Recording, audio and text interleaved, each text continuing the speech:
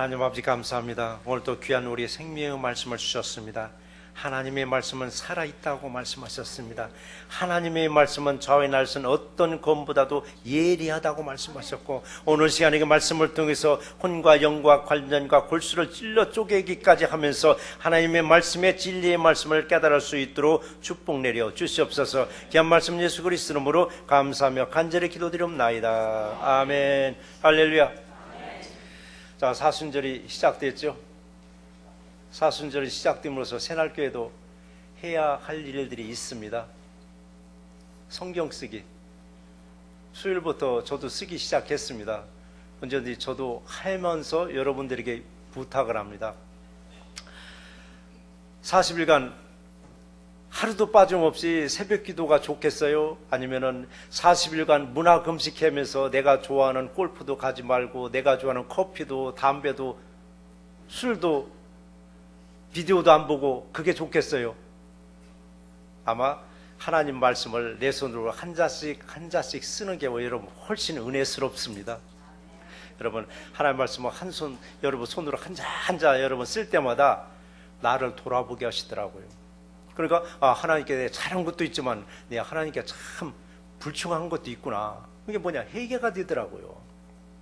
사수는 뭐냐면 40이라는 숫자예요. 숫자. 이 숫자가 굉장히 중요한 숫자입니다. 예수님도 40일간 금식하시고 사역을 시작하셨어요. 모세도 시내산에서 40일 금식하면서 하나님의 말씀을 받은 숫자가 40이래요. 엘리야가 40일간 참 밤낮으로 걸어서 하나님의 산에서 하나님의 미세한 음성을 듣기도 했습니다. 출애굽한 이 백성들 40년 동안 그 호된 훈련을 마치고 적과 꿀이 흐르는 가나안 땅에 들어갈 수가 있었습니다. 자, 우리들도 이 사순절 내내 대충 엄벙덤벙 지낼 것이 아니라 하나님의 말씀을 읽고 쓰고 묵상하고 또 행실로 또 하나님께 영광 돌려보내는 새날교회와 성도 여러분 되시기를 주의 이름으로 축원드립니다. 자, 우리 성경은 우리들에게 최소한 3가지는 분명히 약속하셨습니다. 첫 번째 약속이 뭡니까? 온 인류를 구원하실 바로 예수님이 이 땅에 오셔서 인간의 모든 죄의 문제를 해결해 주고 구원에 이르게 하신다는 약속을 하셨습니다. 또 하나의 약속은 뭐냐? 승천하시면서 보혜사 성령을 보내주신다고 말씀하셨습니다. 우리 보혜사 성령님과 동행하실 것을 약속하셨습니다. 자, 마지막에는 예수 그리스도가 심판주로 이 땅에 다시 오심으로 믿는 자들에게는 영생을 주신다는 약속을 하셨습니다. 자, 이렇게 그리스도인들은 이렇게 성경에 기록된 약속들을 기다리는 사람들이에요. 이게 저와 여러분들은 기다리고 있어요. 누굴 기다려요? 다시 오실 예수 그리스도를 우리는 기다리고 있습니다. 그래요. 우리는 이 3가지 약속 중에서 적어도 2가지는 확실하게 우리가 지금 경험하면서 살아가는 거예요. 2가지, 죄의 문제를 해결해 주시는 구원자 예수님을 우리는 구주로 영접하셨습니다. 그리고 성령님이 우리를 시도 때도 없이 늘 돌봐주시는 것을 늘 우리는 경험하면서 살아가고 있어요. 그리고 마지막에 재림의 예수님이 심판주로 오십니다. 오셔서 염소와 양을 분리하듯이 심판받을 자와 구원받을 자를 분리시킨다는 것을 우리는 굳게 믿고 있음이 곧 약속을 여러 번 믿는 것이에요. 약속은 뭐니? 기다리는 거예요. 기다림. 그런데 이 약속을 언제부터 내가 믿기 시작했는가? 사람에 따라서 어느 사람은 아주 어려서부터 그 약속을 믿기 시작했고, 사람에 따라서 어느 사람은 청년기에, 어느 사람은 장년기에, 어느 사람은 노년기에 이르러서야 이 약속을 믿기도 합니다. 저와 여러분들 항상 이 약속을 믿고 기다리시는 새날교회와 성도 여러분 되시기를 주의 이름으로 축원드립니다. 오늘 본문에서 우리에게도 몇 가지 말씀을 주시는데, 이 본문에서 주시는 말씀의 첫 번째가 무슨 말씀이냐? 어려서부터 성경을 배우랍니다. 어려서부터. 언제부터? 어려서부터 배우라겠습니다. 자, 하늘을 나르는 비행기에서 1등석은 비행기 전 좌석의 약 3%가 1등석이라고 합니다. 이 3%라는 숫자는 전 세계 정말 부유층, 전 세계 부유층이 세계 인구의 약 3%라고 합니다. 세상에서 성공한 사람들이 비행기를 탈 때 어디를 타요? 1등석을 타더라고요. 우리 일반석을 타려면 꼭 약올르게 거기를 지나가야 돼요. 퍼스트 클래스를 지나가야 우리 일반석이 나오더라고요. 지나갈 때마다 야, 참 자리 좋다. 저긴 누가 타고 갈까? 가격도 굉장히 비싸다는데 참 저기서 타면은 피곤함도 모르고 가겠구나 할 만큼 참 호화스럽게도 꾸며놨더라고요.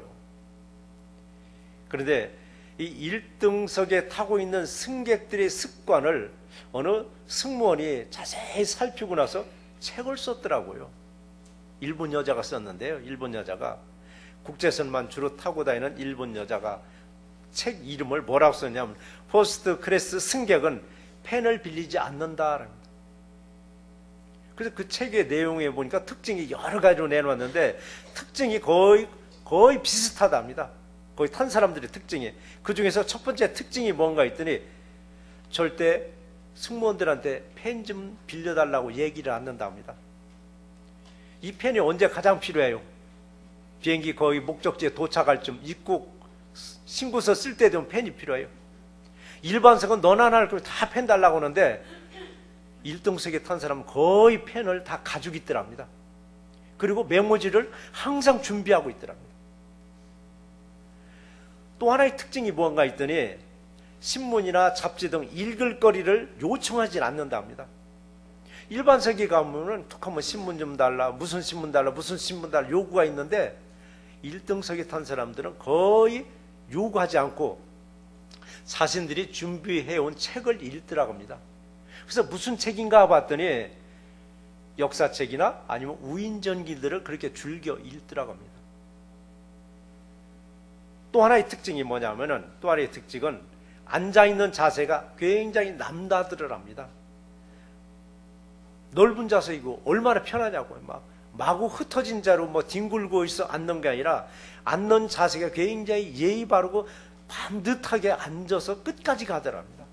우리가 생각할 때는 자유스럽게 막 둥그러 갈 줄 알았는데 아주 예의가 바르게 딱 앉아서 가더랍니다. 또 하나의 특징이 뭐냐? 승무원들과의 어떤 대화가 짧은 대화가 있는데 그들을 무시하지 않냐고 그들의 대화를 계속 연결해 주더랍니다. 얘기 듣다 그래 어떻게 됐지? 그 다음은 어떻게 됐어? 이런 식으로 그들을 굉장히 존중하더라고 합니다. 또 하나의 다섯 번째 특징이 뭔가 했더니 승무원들에게 아주 저자세, 고자세가 아주 저자세. 뭘 하나 부탁할 때도 죄송합니다. 아니면 바쁘신데 물 한 컵 달라고 할 때도 꼭 미안하다, 바쁜데 이 말을 한 다음에 부탁을 하더랍니다. 근데 이런 게 공통점이더랍니다. 1등석에 탄 사람들은. 근데 이제 다는 아니죠. 거기는 졸부들은 특징 있게 논다고 합니다. 이번에 여러분들 다 아시다시피 땅콩 사건 보듯이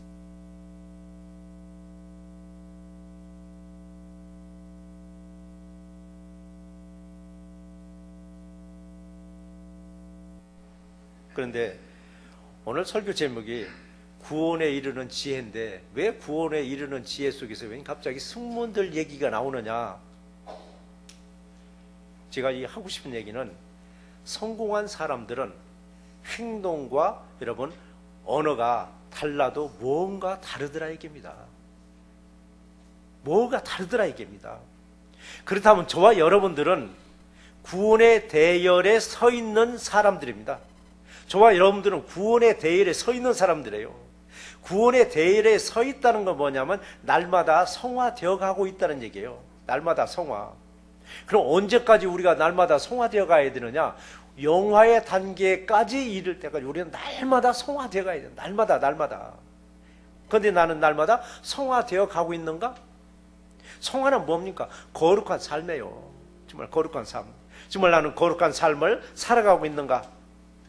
아니면 막대게 살아가고 있는가? 날마다 거룩한 삶을 누리는 새날교회 되시기를 주의 이름으로 축원드립니다.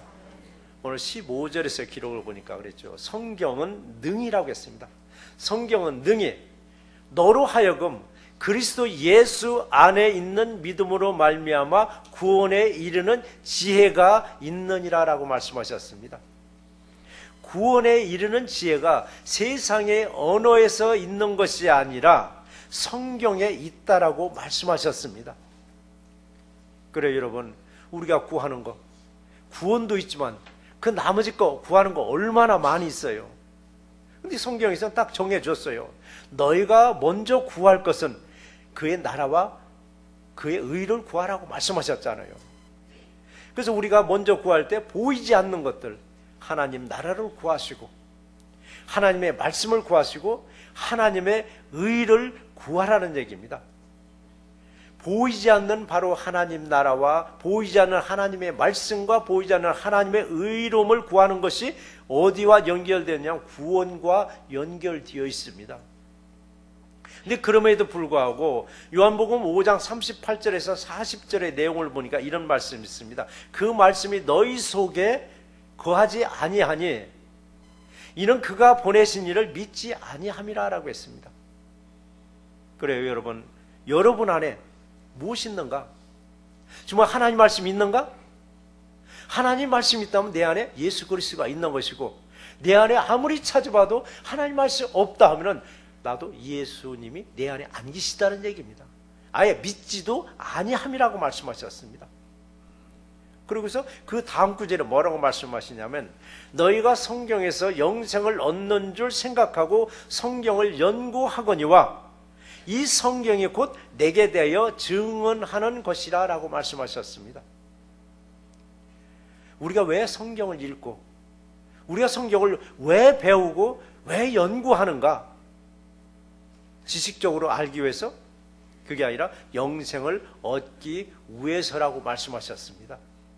지식적으로 알기 위해서 우리가 성경을 읽고 배우고 하진 않습니다. 물론 이제 사역자들은 일정 기간 공부를 해야 되기 때문에 지식적으로 정말 배우기도 합니다. 그러나 우리 일반 우리 성도님들은 지식을 얻기 위해서 하나님의 말씀을 읽거나 배우진 않아요. 우리들은 하나님의 말씀 읽고 쓰고 묵상하고 실천으로 옮길 때 놀라운 하나님의 살아계심을 경험하게 하십니다.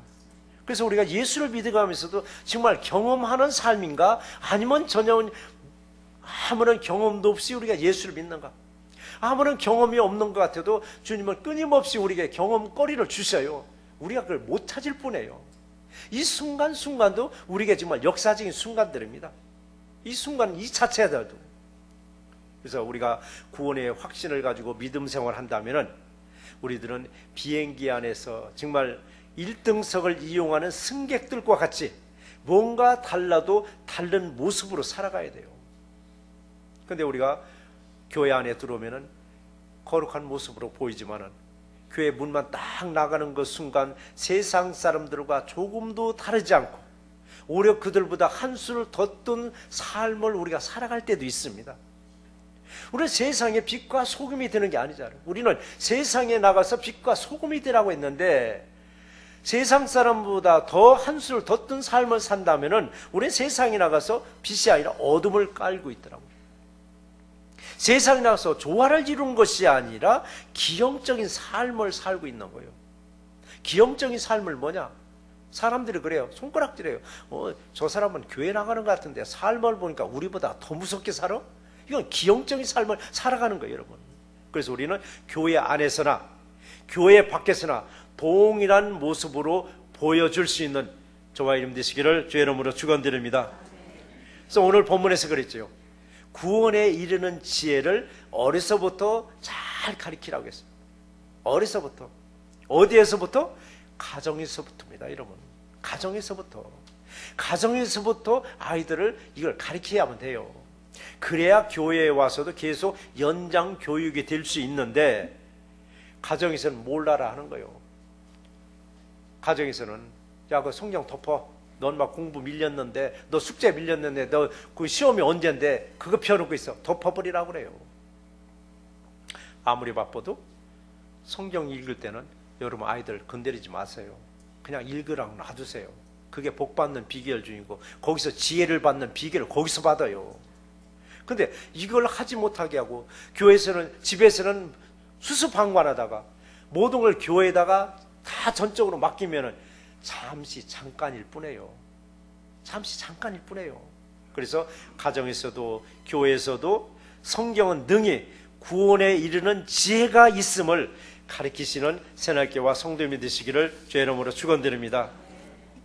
자, 두 번째는 모든 성경은 하나님의 감동으로 기록되었다고 말씀하셨습니다. 우리가 세상적인 글도 그렇잖아요. 감동적으로 쓴 글을 읽는 사람이 감동을 받아요. 근데 오늘날에는 이 글로 전하기보다는 영상으로 자신의 뜻을 전하는 그런 시대일지라도 아직까지는 성경은 문자로 좀 우리에게 전달하고 있습니다. 물론 부분적으로 성경도 영상으로 이렇게 만들었지만은 아직까지는 문자로서 우리에게 좀 전달해주고 있어요. 그러니까 하나님이 감동적으로 쓴 구원의 말씀이기 때문에 읽는 사람들이 구원의 감격을 느끼는 거예요. 구원의 감동을 느끼는 거예요. 구원의 기쁨을 느끼는 거예요. 구원의 말씀 안에서 오직 여러분 믿음으로 살아갈 때 예수님의 DNA를 우리에게 넣어주십니다. 예수님의 유전자를 받은 거예요. 예수님의 유전자가 내게 있어야 합니다, 여러분. 정말 내게는 예수님의 유전자가 있는가? 예수님의 유전자가 내게 있었을 때 내게서 예수의 흔적이 나타납니다. 아무리 흔들어보고 아무리 두드려봐도 내게서 예수의 흔적이 전혀 나타나지 않는다면 나는 예수의 DNA를 전혀가 없는 거예요, 여러분. 유전자는 속일 수 없어요. 유전자는 바꿀 수도 없어요. 형제를 보면은 또 다른 형제를 알아요. 그 형제가 그 형제 소리 나와요. 부모를 알면 그 자식들을 알아요. 물론 돌연변이가 있지만은 보편적으로 유전자가 같은 유전자를 가진 사람은 다 비슷비슷하게 되어 있습니다, 여러분. 우리 말씀을 여러분 날마다 읽고 쓰고 계신 줄 믿습니다. 사순절 기간 동안에 정말 하나님의 감동으로 기록된 성경 66권을 우리 전 교인이 지금 나눠서 쓰기로 했습니다. 아직까지도 지금 내가 써야 할 곳이 어딘지 아니면 나는 관계없어라고 넘어가실지 모르지만은 여러분 이번에 한번 결심하셔서 그 66권 쓰는데 정말 여러분 같이 참여해 주시기 바랍니다. 아직도 참여하지 않은 분들이 많이들 계세요. 여러분 읽으면서 쓸 때 자신도 모르게 예수님의 DNA가 나를 바꿔놔버려요. 예수님의 유전자가 나를 바꿔놔요. 뭘 바꾸는가 했더니 내가 생각하는 거, 내가 말하는 거, 내가 행동하는 이 모든 일들이 예수님께로 초점을 딱 맞춰나가기 시작하더라고요. 그동안은 세상만 바라보던 이 초점이 예수님을 바라보는 초점으로 하나님의 말씀을 한자 쓸 때 예수님의 DNA가 내게를 딱 나를 바꿔버려 놓더라고요. 그래서 우리가 호흡을 우리가 분명히 주셨습니다. 호흡을 줬는데 이건 살으라라고 생명을 유지하기 위해서 호흡을 줄로 생각했는데 예수님의 DNA가 예수님께로 초점을 맞춰봤더니 내게 호흡을 준 것도 하나님을 찬양으로 내게 호흡을 줬구나.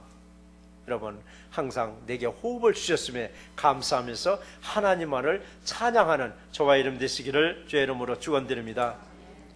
우리 새끼 잘 먹으면 참 오늘 하루 새끼 근사하게 먹었다고 여러분 아주 만족할 때가 있습니다.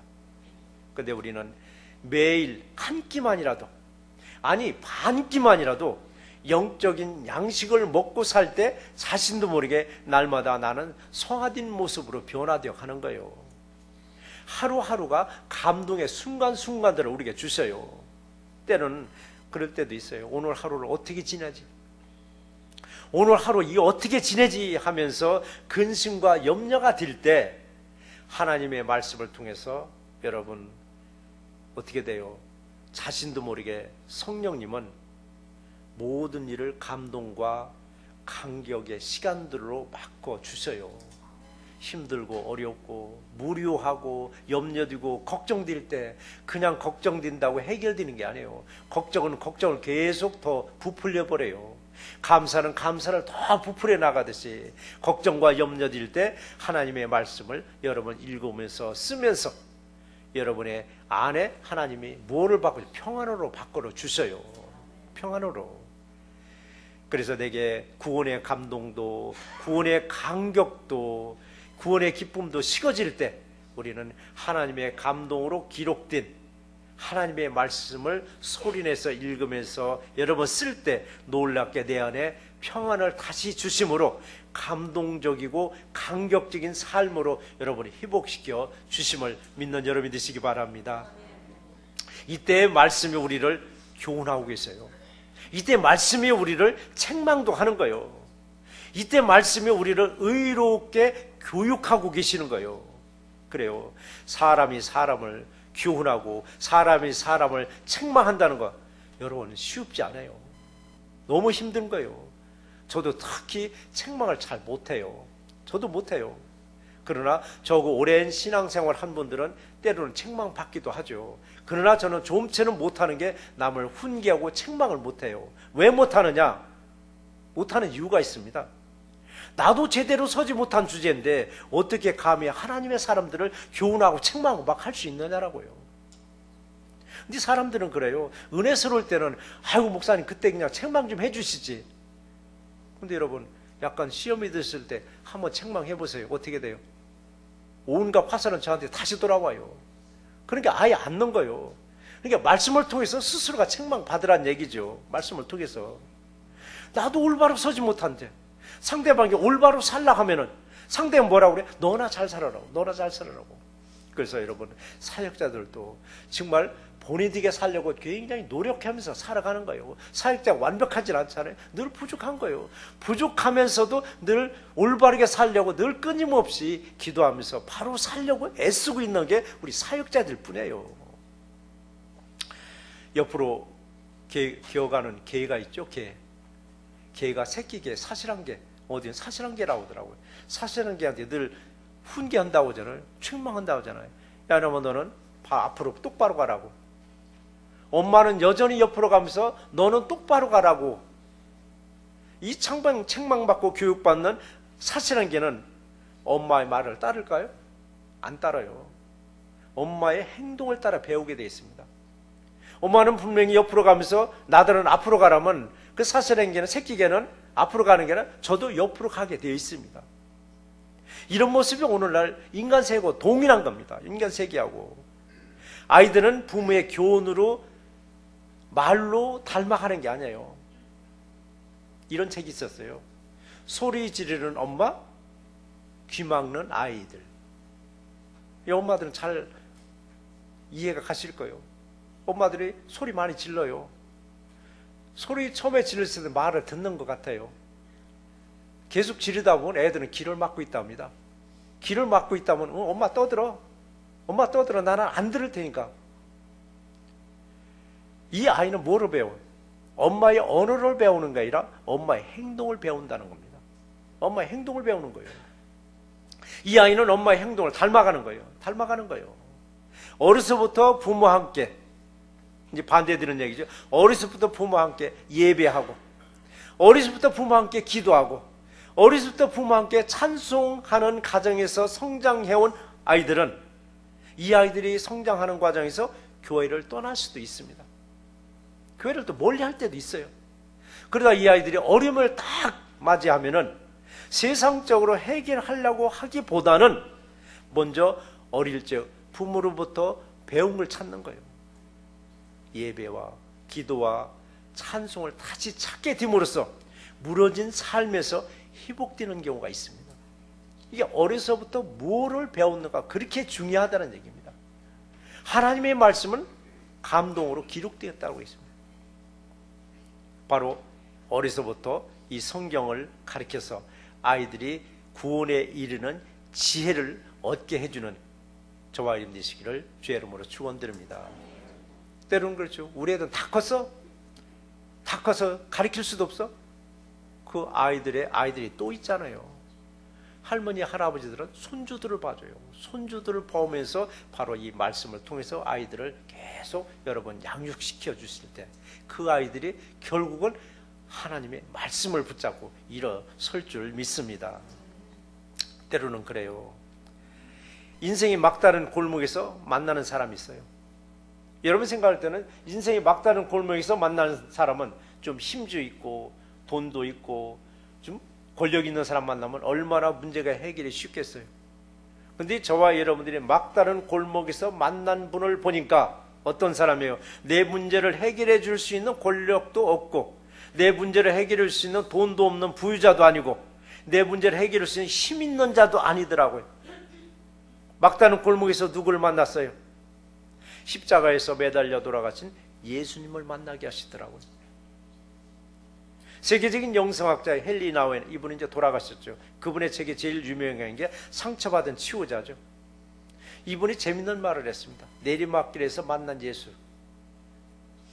이분이 항상 승승장구할 때는 예수를 못 만났다 합니다. 세계적으로 명성이 이렇게 높아갈 때는 사실은 그때 예수를 못 만나고 추락할 때 비로소 예수님을 만나서 정신 지체자로 있는 것이다. 평생 그는 거기서 헌신하더라고요.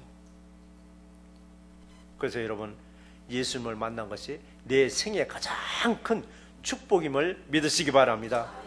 그래서 세상에서 가장 강하기도 하고 세상에서 가장 연약한 예수님은 우리들의 어떤 문제도, 우리들의 어떤 환경도 초월해서 문제 해결사 노릇을 해주신 분이 아니에요. 뭘 하시느냐? 우리 예수님 만나서 하나님의 감동으로 기록된 말씀을 만나게 해주십니다. 우리 예수님을 만나서 경험하는 게 두 가지예요. 은사를 경험하는 분이 있어요. 예수님 만나서 제일 첫 번째 은사를 경험해줘요. 그러면 그분은 그 은사를 찾아서 신령하다는 분을 여전히 찾으러 다녀요. 이기원 기도원도 가보고 저 기도원도 가보고, 신령한 분이 와서 부흥집회하면 거기 가서 머리 뒤물고 기도도 받아보고. 근데 그분들이 결국은 뭐를 붙잡고 이런 하나님의 말씀을 다시 붙잡아요. 근데 예수를 만나서 처음부터 말씀을 딱 경험한 분들이 있어요. 이 말씀을 경험한 분들은 죽어도 말씀만 붙잡는 거예요, 여러분. 그래서 여러분, 내가 붙잡고 있는 게 무엇인가? 내가 붙잡고 사는 게 무엇인가를 잘 보셔야 돼요. 은사를 붙잡고 사는가? 말씀을 붙잡고 사는가? 아니면 세상적인 어떤 권세를 가지고 세상적인 물질을 붙잡고 사는가? 그런 말씀이 저와 여러분들을 살려주셨습니다. 말씀이 나를 은혜로운 길로 늘 인도하여 주십니다. 할렐루야. 그렇잖아요. 저와 여러분들 한번 돌이켜보세요. 내가 내 발로 망할 곳 찾아간 사람은 한 명도 없어요. 여러분 중에서 사업하다 실패한 분들도 있어요. 실패할 줄 알고 그 길로 간 사람은 하나도 없어요. 그게 성공할 줄 알고 갔는데 그게 망하는 길이었습니다. 근데 망하는 그곳에서 새로 나갈 길을 찾았는데, 그것도 보니까 내가 알아서 그 문을 찾은 게 아니에요. 누군가 나를 인도해 주시더라고. 누구냐고 이게. 길을 막아버린 것도 여러분 하나님이셨어요. 새로운 길을 열어주신 것도 하나님이 하셨어요, 여러분. 그러니까 이래도 감사, 저래도 감사. 그래서 죽으나 사나 여러분 감사하실 때 어떤 막힌 길에서도 새로운 돌파구를 쉽게 열어주셔요. 감사한데 일상 속에서 하나님의 사람으로 모든 선한 일을 행할 능력을 주셔요, 여러분. 선한 일이나 뭔가, 선한 일이란, 우리가 생각할 때는 선한 일 하려면 돈 좀 있어야 선한 일 하는 걸로 생각하잖아요. 근데 성경에서 선한 일은 어떻게 하라고 했는가? 에베소 4장 29절에 기록을 보니까 무릇 더러운 말은 너희 입 밖에 내지 말고 오직 덕을 세우는데 소용되는 대로 선한 말을 하여 듣는 자들에게 은혜를 끼치게 하라라고 했습니다. 선한 일이라는 것은 돈으로 하는 게 아니라 내 입술로, 내 마음으로 하게 되어 있습니다. 근데 우리는 때로는 그러죠. 속된 말로 터진 입이라고 얼마나 막말하고 살았느냐고요. 터진 입이라고 할 소리 못할 소리 우리 얼마나 하고 살았느냐고요. 그런데 우리 구원의 대열에 선 저와 여러분들은 달라도 다른 모습이 바로 우리 입술에서 나와야 됩니다. 퍼스트 클래스에 탄 승객들의 모습이 달라도 다른 모습들이시지, 우리 구원의 대열에 선 우리도 달려야 되는데 어디가 달려야 돼요? 바로 입술이 달려야 됩니다. 그래서 악한 말 그동안에 서슴없이 내뱉었지만은 이제는 우리는 하나님의 감동으로 기록된 하나님의 말씀만을 여러분 붙잡으시고 구원에 이르는 지혜를 받아서 주변 이웃들에게 또 전달해 주시는 저와 이름 되시기를 주의 이름으로 축원드립니다. 말씀을 정리해 보겠습니다. 자, 비행기 1등석을 이용하는 이 승객들 공통점은 뭐냐? 겸손하고 항상 준비된 자세라고 합니다. 신앙에서도 여러분 항상 준비된 사람을 하나님은 분명히 사용하셔요. 그런데 신앙에서도 나중에 하지, 다음번에 하지, 여러분 하신 경험들이 다 있어요. 뭐를 얘기했을 때 그냥 그 자리에서 아멘 하시는 분도 있지만 아이 다음번에 할게, 나중에 할게, 나 시간이 안 되고 뭐가 안 되고. 그러나 언제든지 아멘으로 여러분 순종하세요. 성경은 능히 예수 안에 있는 믿음으로 구원에 이르는 지혜가 있다고 여러분 말씀하셨습니다. 하나님 말씀으로 구원에 이르는 지혜를 받아 누리시를 주의 이름으로 축원드립니다. 하나님 아버지 감사합니다. 오늘도 귀한 말씀을 우리에게 허락하여 주셨습니다. 세상 살면서 우리는 주님의 뜻대로 살지 못하고 내 뜻대로 살 때가 너무나도 많이 있었습니다. 자녀들을 가르친다 하면서도 다 교회에 맡기고 학교에 맡겼지 가정에서는 전혀 관심이 없었습니다. 그런데 어려서부터 아이들에게 성경을 가르치라고 했습니다. 이제부터라도 늦지 않았사오니 어려서부터 가정에서부터 예배하고 기도하고 찬송할 수 있는 가정으로 되게 하여 주셔서 아이들의 성장에서 조금 어려움을 겪었을 때 늘 예배를 통해서 기도를 통해서 찬송을 통해서 말씀을 통해서 다시 극복하고 회복할 수 있도록 축복 내려 주시옵소서. 오늘도 귀한 말씀을 통해서 우리 세상에 나가서 호스트 그레스의 승객들처럼 믿는 자로서 본이 되고 덕이 될 수 있고 모든 사람들에게 본을 보여줄 수 있는 귀하고 복된 한 주간을 우리에게 허락해 준 줄 믿사오며 모든 말씀 예수 그리스도 이름으로 감사하며 간절히 기도드리옵나이다. 아멘.